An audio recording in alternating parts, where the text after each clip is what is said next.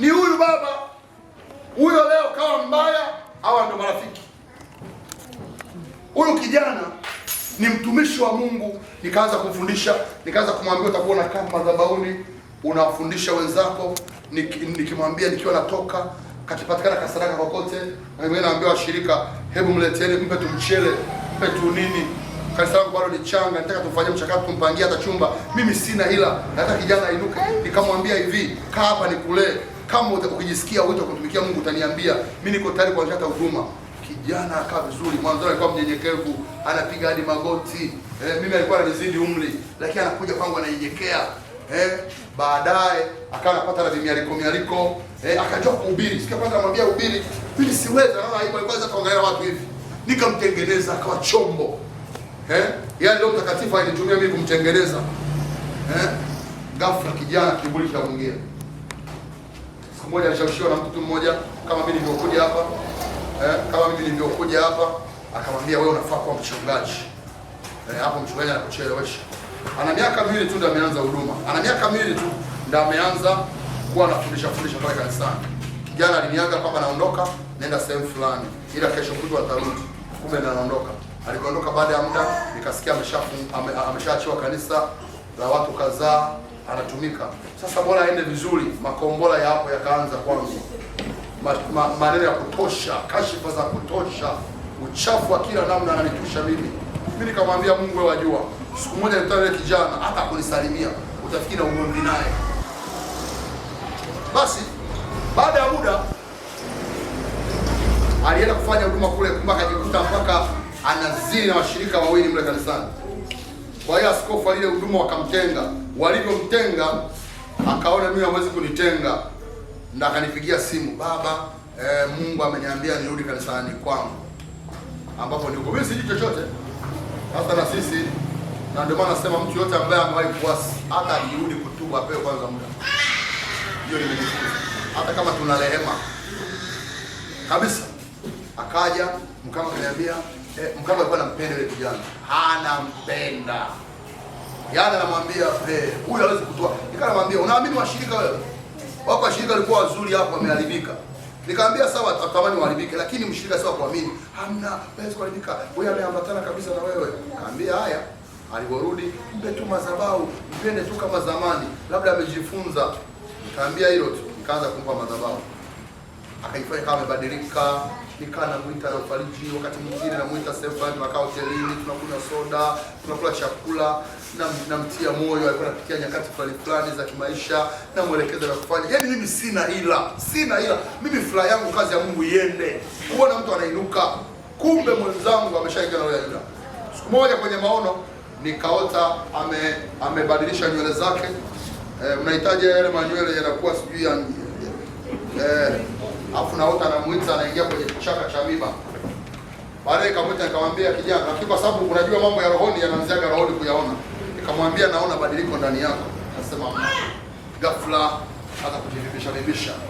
Kama nilivyokuambia jana, mimi kidogo nilimtaka sana. Mwanzo nilikuwa kimkemea ananyongonyea.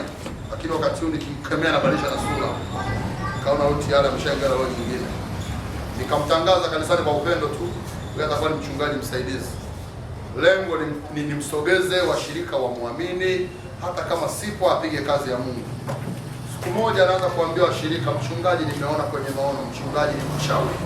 Anatumia nguvu za giza, analipua pepo kwa uchawi. Hizo pepo anazosemaga touch zinaanguka, sio nguvu ya kawaida. Halafu ni mtu kusafiri sana. Sumbanga linafundisha chuo, kila mwezi naenda Sumbanga mara hizi. Akaniambia unaona safari za Sumbanga ziisha, anafuata uchawi. Nakumbuka huyu washirika wameshamfahamu, nampa madhabahu, kwa hiyo wanamwamini.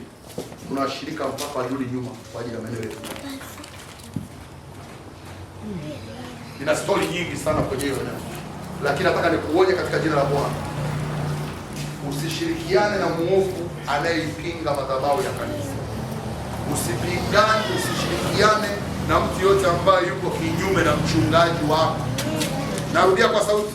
Usishirikiane na mshirika yoyote, hata kama ana maneno mazuri, hata kama yeye ndiye alikukaribisha kanisani. Ukianza kuona yupo kinyume na mchungaji wako, huyo tayari ni ameshakuwa shetani. mkimbie, usije ukajiletea laana, usije ukajiletea laana. Kama unasali kwenye hili kanisa na unataka kwenda mbinguni na unataka kuona ustawi wa kiroho chako, chunga maneno. Amen. Kuna kitabu nimekiandika kinaitwa Sumu ya Ukuaji wa Kanisa. Moja ni maneno. Shetani akiwakosa maneno yote anawachanganya kwenye midomo. Kuna watu vinywa vyao havijatahiriwa, kazi yao ni kuleta chokochoko. Mambo yakienda, sasa Mungu atabariki vipi? Kuleta uchonganishi, kuleta ila, kuleta maneno, kuleta fitina, kuleta chuki. Furaha yao si kuona kanisa inaendelea, furaha yao kanisa limeharibika. Jana niliwaambia hivi, uwezo karibu kanisa la Mungu. Ndio maana Gwajima alimwambia Samia, aliambia serikali, hakuna mtu anaweza kuliwa kanisa. Unaweza ukawa vingine lakini sio kanisa la Mungu. Kama Mungu ameruhusu kanisa liwepo, hayupo kulitoa hili kanisa. Amen. Kama unafikiri eti bila mimi kazi haiwezi kwenda, nilikwambia si tu kwenda, wewe jaribu ufe au ufufuke. Baada ya miaka 20 utakuta gorofa liko hapa. Amen. Bwana asifiwe sana. Amen.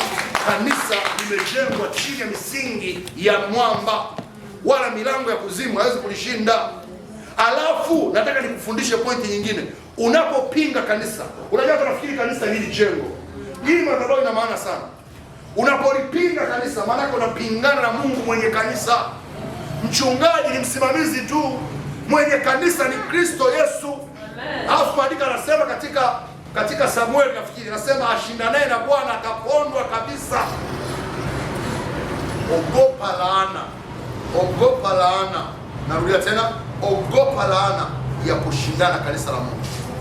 Ogopa laana ya kumsema mtumishi wa Mungu vibaya, hasa mtumishi wa kweli asiye na ila. Nilikuwa namwangalia mchungaji, unajua mimi nilimwangalia mchungaji, mimi nakuja kanisani kwako lakini ninakuja kujifunza. Unamwona ni mtumishi fulani mwenye huruma, mwenye upendo. Mimi sijui sana. Lakini unajua kuna mtu ukimuumiza, yaani Mungu anajitafakari. Mtumishi wa Mungu yuko pale. Nyumbani si ghorofa 3. Anaiacha ile nyumba, anakuja kulala kwenye kikanisa cha mabati namna hii. Anatayarisha maisha yake, yuko kwenye vita ya kuindwa. Alikuwa ananisimulia pale mpaka ya kuuawa kwa ajili ya hii madhabahu. Alafu mtu kama huyo unashindana naye, laana yake ni nzito. Machozi ya mtumishi wa Mungu yakianguka ni mazito. Mtumishi wa Mungu anakutana na magumu. Mtumishi wa Mungu, mimi nilikuwa nawaambia juzi, watu wanafikiri tumeingia kwenye hii kazi kupiga hela. Sisi wengine tulikuwa tumesoma, tuna elimu. Yaani mimi juzi nilikwambia, wakati wito umeitwa, nilikuwa nawasiliana na Hussein Mwinyi, huyu waziri huyu, tumewasiliana naye akiwa waziri wa ulinzi, anifanyie mchakato niende jeshini. Mimi wito ulivyowaka, niko polini Melela Mwanza, wito na Morogoro, wito umewaka sana. Roho ananiambia ukienda jeshini utakufa, mimi nataka nitumikie. Nilikuwa na kama podi kama mwenda wazimu, nikazima simu. Vile basi nipate kwenye utumishi napata nini? Kama ingekuwa ni kufuata hela. Nimekuja hapa kuhubiri siku 8, natoa sauti na wataalamu wanasema ukihubiri sali moja ni kama msali tembea kilomita ngapi. Tumehatarisha maisha yetu kwa sababu ya wito. Msimkafikiri mnaviona mtumishi, mimi siishi kutegemea sadaka. Sijabegea na mchungaji kwamba nikija kuhubiri kanisani kwako utanipa shilingi ngapi. Hata akinipa 10,000 nitamwambia asante, ubarikiwe. Hayo maisha yanaweza wewe. Yaani hakuna mahala ambapo ninategemea kwamba labda mwisho wa mwezi nitaenda kupokea milioni. Mimi nawatumikia tu watu. Zaidi sana unatoa vya kwako unawapa watu. Ndio maisha ya mtumishi wa Mungu. Acheni kuumiza watumishi. Acheni kuumiza wachungaji. Samini thamani yao. Wahurumie. Mtumishi wa Mungu asidondoshe machozi kwa ajili yako. Utajiletea laana kwenye kizazi chako. Utajiletea laana kwenye maisha yako. Utakufa siku si zako. Ndio maana maandiko yanasema msiwaguse masihi. Mimi ni kijana mdogo, huwa naambia washirika, mimi Jumapili sadaka ikienda nyingi 60,000. Mkitoa sijui na matumizi ya umeme ya nini ya takataka, wanashangaa mkaka umeme 35. Lakini tumelizia kutumikia Mungu, atuhangaiki. Kuna sehemu unaenda kuhubiri, utapaa milioni 3, milioni 2, utapaa milioni 1. Kuna sehemu utaambiwa asante, unamwambia Mungu ubarikiwe. Ni kazi ambayo tunaishi kwa kumwangalia Mungu tu. Tumeyatoa maisha yetu kama sadaka. Unaona, wakati naanza kujenga kanisa nikamwambia mke wangu, hela tutakayoipata zaidi ya miaka 5, hela tutakayoipata yote tunaingiza kwenye huduma, tukaiacha kwanza ya kwetu. Unahatarisha maisha yako, unahatarisha familia yako. Hasa nyinyi mnafikiri tukiamba yeye fungua kanisa misheni yake ipo kwenye hela. Kuna watu wameitwa. Msimuumize mchungaji wenu. Shirikianeni, muwe na umoja, mpende, mtieni moyo, muombeeni. Mkiona mtu yuko kinyume naye, mtenge. Huyo mtu ni shetani, huyo ni Yuda. Wale wanafunzi 12 wa Yesu walivyoona Yuda amesaliti hawakumuunga mkono. Wewe muangalie mchungaji. Wengine wanaingia na roho chafu. Lijengeni kanisa, lipendeni kanisa. Na nataka niwaambie hili kanisa leo ni kubwa, ndio maana mna vita isiyoisha, lakini vita itaisha. Huduma hii kubwa, destiny hapa ni kubwa. Mungu analichungulia kanisa kwa lengo kubwa sana. Shirikianeni, usibebe laana ya madhabahu. Kama kuna mambo hujaelewa, nyamaza. Ukiona kabisa bora utulie tu, nyamaze kimya. Hacha yapite. Leo tuna kizazi kisichokuwa na adabu kwa watumishi wa Mungu. Wanachukulia watumishi wa Mungu oya oya. Mtu anaweza akamrushia neno lolote mchungaji. Sijajua hapa, ila mimi nakutana nayo mengi. Nakutana nayo mengi. Siku moja kwa nasikiza ushuhuda wa mchungaji mmoja. Yuko kanisani anahubiri. No, tena ilikuwa sio mchungaji. Nafikiri kwa mimi wakati nimeanza huduma hivi. Nimaliza ushuhuda huu hapo kuomba. Wakati nimeanza huduma hivi, naongelea laana za madhabahu. Dangu nakajua kumekomesha. Wakati nimeanza huduma katika mazingira ya kimaskini sana. Kasifika na kaharibika. Kwa kabili kapeleke mjini katengenezwe. Sasa ilikuwa siku ya Jumatano, ndio siku ya ibada. Inabidi niwahi mapema nikaanzishe ibada. Maana pale kanisani bado washirika wachanga, hata kupiga makofi hayupo. Kwa hiyo nilivyo afu mvua inanyesha. Kwa hiyo nikasema nikipanda daladala nitachelewa. Bwana nichukue pikipiki. Nikapatana pikipiki, nikaenda pale. Sasa vile pikipiki mvua imenyesha, kumbe ile pikipiki imeroana. Kwa hiyo suruali lote likawa limejaa maji. Nimeshuka madhabahuni, nachukua spika na panga pale. Kumbe kuna vishirika vile viko vimekaa kule nyuma. Halafu vinaanza kunicheka. Mimi na wenyewe nikaacha uzinzi lini. Cheki lilivyojaa huko, sijui nimefanyaje huko. Wako wanacheka, washirika kabisa mimi kwa madhabahuni wananiteka. Kuna dada mmoja yupo mle kanisani, mimba zake alikuwa abebaji mimba, nimemuombea akapata ujauzito. Yuko pale, ndio wako wanacheka. Sasa baada ya muda, baada ya miezi kama 6, mimi sikusikia bana alivyosema, lakini wako wanacheka, wananiteta. Lione hata kwenye uzinzi, lione linavyofanana. Wako wanacheka pale, wanaelekezana. Baada ya muda, yule dada mimba ilifiatuka. Afu yule mwingine alikuwa ameolewa akaachika. Yule mmoja alikuja akagundua akasema, "Mchungaji, ninaomba unisamehe. Sisi tuliwahi kusema hivi na hivi. Tuliwahi kwa tunakusema. Tuliwahi tunakuchafua."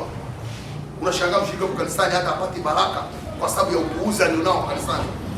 Biashara inaharibika, mambo yanaharibika kwa sababu ya vita tu.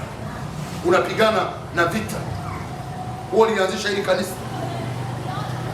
Nilikwambia utapigwa muhuri wa Kaini, wewe na uzao wako, mpaka mtasema naam, hali itakuwa ni ya moto. Na nikwambie kama uko hapa, nataka niko hapa kufundisha neno la Mungu la kweli. Kama uko hapa, ulitoka kanisa lolote, hata kama sio hili, umeyavuruga, mpigie yule mchungaji, mwambie baba, naomba unisamehe. Rudi utengeneze, afu uje usali hapa. Nimalizie na ushuhuda huu. Nina mambo mengi ya kuelezea watumishi wa Mungu. Mchungaji mmoja, kijana alikuwa anasali kanisani kwake. Kijana yuko kwenye uchumba akazini. Alivyozini na yule binti wa kanisani, mchungaji akawatenga kama juzi pastor alivyowatenga. Wale mabinti na yule binti na yule kijana walikuwa wana viburi. Wakasema kwani kanisa ni moja, ngoja tutoke. Watu wanafikiri mambo ya Mungu ni kama siasa, ni kama za Chadema na CCM. Mungu si kama upumbavu unavyofikiria. Mungu si mnafiki. Mungu amenyoka. Unaweza ukaleta mizaa kwenye kwingine, sio kwa Mungu. Wakatoka kwa kiburi, wakaenda kanisa fulani jirani. Hilo kanisa jirani mchungaji akamwambia, unajua sisi tulipitiwa kazini. Mchungaji naye akasema, wewe mchungaji ni mpumbavu, kwani hana dhambi? Yeye hana dhambi, anakutenga wewe. Yeye hana dhambi, yeye akosei. Viburi hivyo ndio kishatenda dhambi. Dhambi inakuletea kiburi, kiburi cha uzima, hutaki kuonyeka tena, hutaki kuelekezwa tena. Kwa hiyo akamletea kiburi. Yule jamaa akamwambia, tutafungisha ndoa, maana lengo la yule mchungaji ni watu. Unaona, huyo amemtenga. Na maandiko yanasema katika Mathayo 18:18, alitakayofungwa mbinguni na duniani inafungwa. Basi walipofika kule, mchungaji akaifungisha ile ndoa bwana. Akatangaza, na alikuwa na uchumi, ana hela. Yeye lengo lake anataka watu. Mambo ya utakatifu yeye kwake sio issue. Yeye anachokitaka ni watu. Ndio maana watu mnajazana kwenye mikanisa ya kuzimu, kwa sababu kule vaa kisuruali, vaa uchi, vaa chupi, hamna shida. Hiyo vikanisa ndio mnavipenda hivyo. Hiyo vikanisa magenge ya vibaka hayo ndio mnayapenda hayo. Hamtaki makanisa ya kuwafuatilia, hamtaki mchungaji wa kukemea, unataka uhuru tu. Ndio makanisa mnayotaka nyie kizazi cha leo. Maandiko yanasema, piteni njia nyembamba. Njia iendayo uzimani ni nyembamba, njia iendayo upotevuni ni pana. Leo tuna kanisa ambalo nataka uhuru. Usali kanisa ambalo mchungaji hakujui. Hata kama unaishi na malaya, hata kama una danga, hamna shida. Utoke kanisani ukafanye umalaya na mnatabiriwa upumbavu. Kesho yako ni nzuri, utakabi yako atapigwa. Upigwe watu wakati mzinzi wewe. Yaani mzinzi ndio yako apigwa, utapigwa wewe. Kila siku tu mnahubiriwaga mema. Hakunaga siku. Yaani wewe ushakuona manabii wa mjini hawa, anakuambia wewe umetenda dhambi leo. Na sifa kubwa ya nabii wa kweli. Nabii wa kweli anachukia dhambi. Manabii wa leo, mtu yumo uchi na mapaja viko nje. Kesho yako ni nzuri. Naona na vita. Vita nyingine wapi? Dhambi zako unaweza kuletea vita.